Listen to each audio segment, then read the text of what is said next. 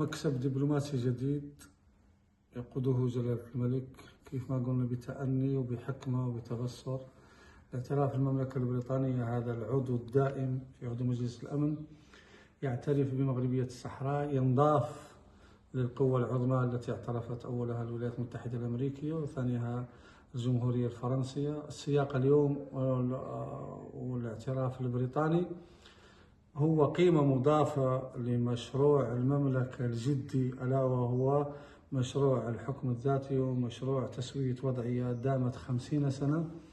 اليوم جلالة الملك بنظرته الشاملة لمكون إفريقي عربي شمولي برهنت للعالم على أساس أنه عاهل ذو تبصر وذو حكمة يستاهل على أساس أنه يقود الأخوة الأفارقة والعرب لمشروع متكامل اللي هو تسوية هذا المشكل الذي عمر كثيرا ما بين نحن والجزائريين. البوليساريو صنيعة لب الجزائر، والاعتراف اليوم الدولي الذي مكاسبه تنطوي كل يوم المملكة المغربية لها من المكاسب الدبلوماسية الحقيقية، لولا جديتها ولولا مشروعيتها لما كان هذا المكاسب تتوالى. اليوم فرحتنا كيف فرحة الاعترافات ما سبقوها، ولكن دائما بحسرة وبتبصر وبنظرة جلالة الملك ننتظر التسوية الشاملة إن شاء الله في فوق السنوات القادمة إن شاء الله.